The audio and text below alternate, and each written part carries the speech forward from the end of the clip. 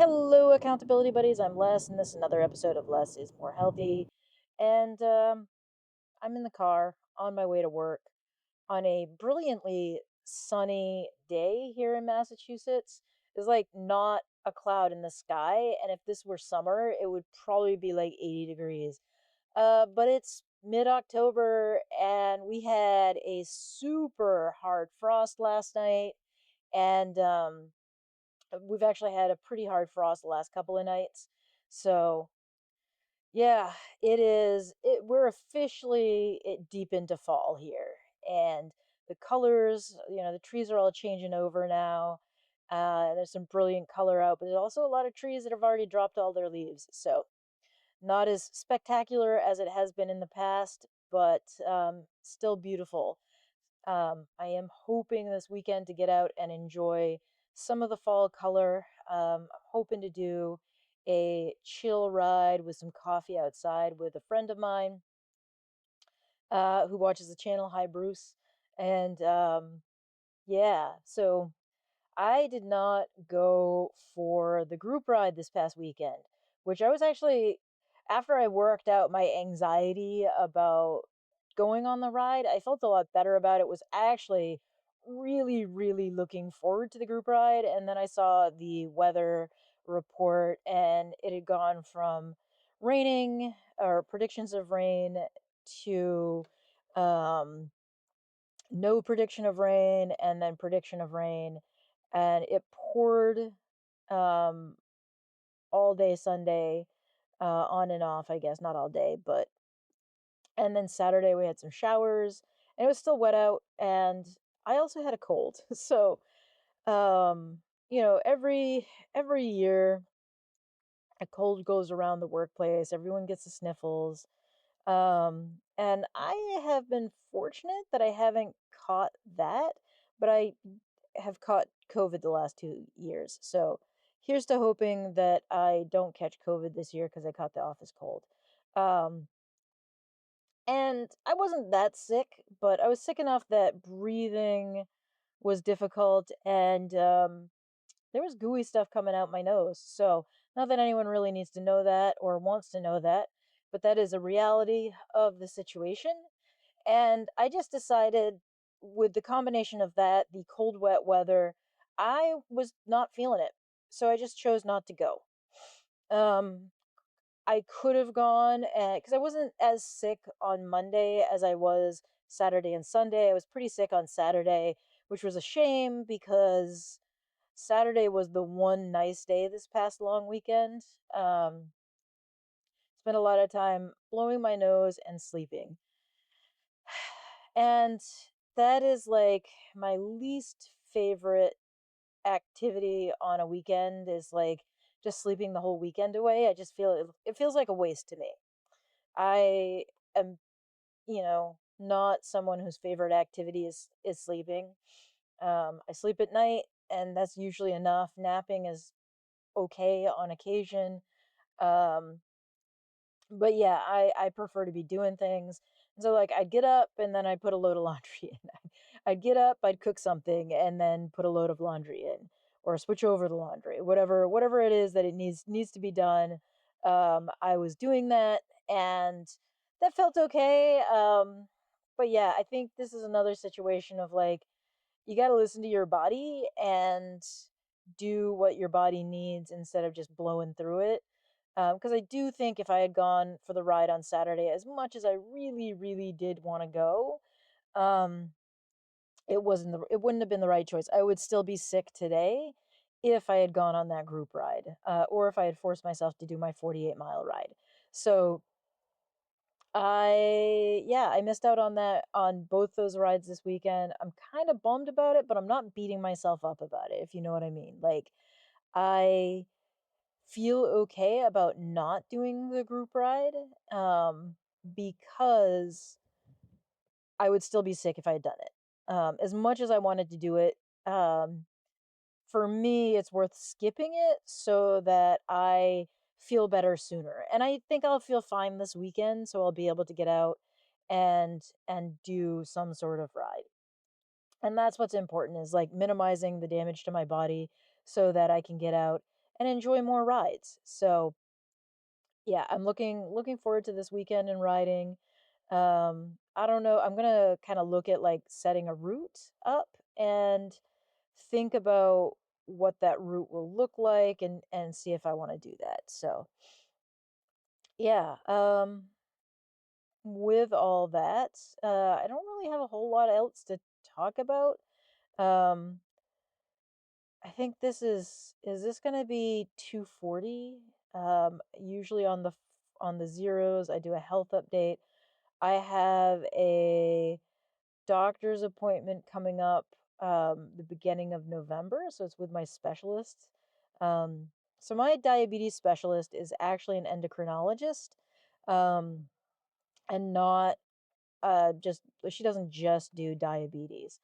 And so there she is covered under the fact that I have type 2 diabetes, but she was assigned to me because she's an endocrinologist.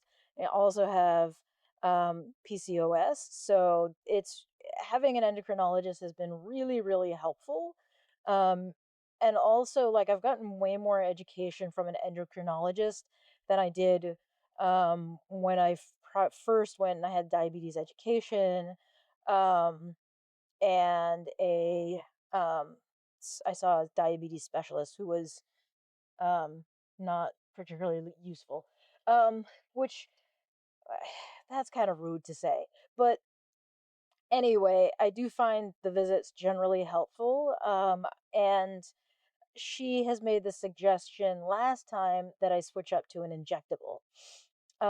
So I don't know exactly which injectable she's going to be suggesting. We're going to figure out which one my kind of crappy insurance will cover, and I think I will ask to switch in the beginning of the year.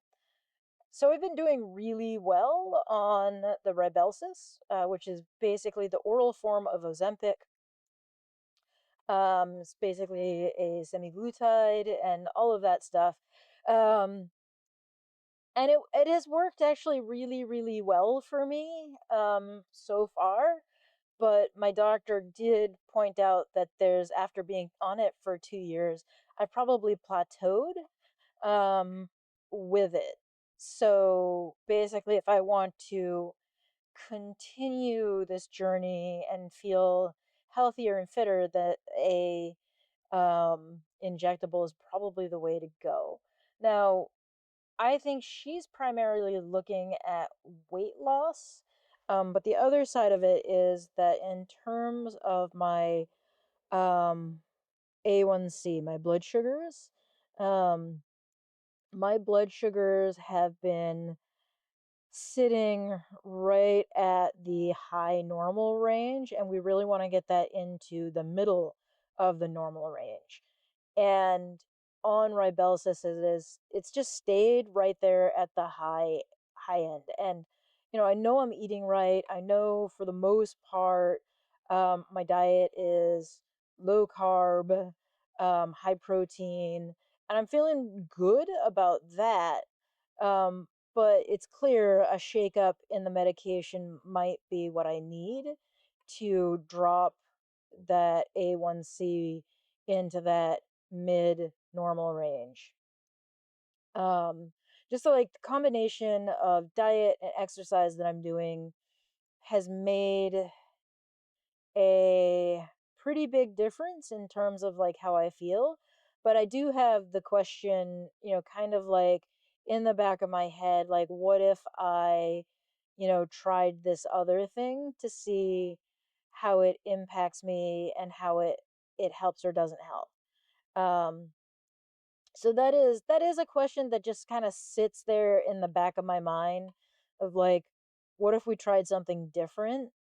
Um, and it's interesting also as a aside, um, I was a runner for a short period of time in high school, and I never really liked it. It's just never my calling. However, a lot of my friends are runners. A lot of my friends do marathons and half marathons, and they do these like running things. And I have been really tempted to start running. Really tempted to start. And I don't really want to run. That's the funny thing about it, is like I don't know where this is coming from. Like why am I all of a sudden interested in running? Because I hated running when I did it.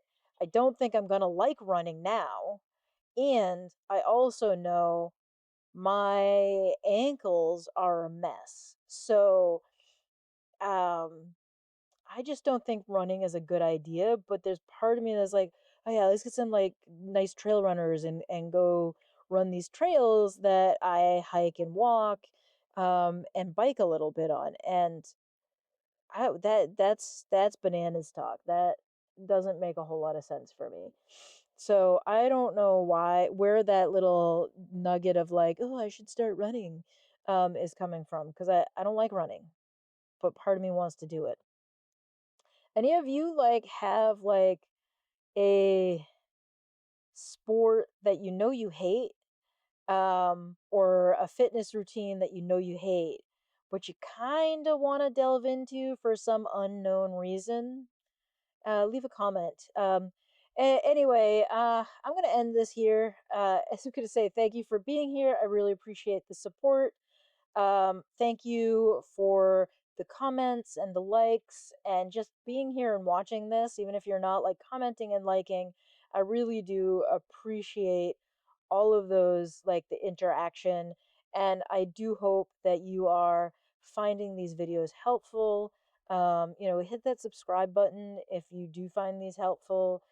Share this with someone who has type 2 diabetes, or uh, share it on your socials. It's the best way to grow the channel. Um, and I really, really appreciate you being here. All right. So thanks and bye.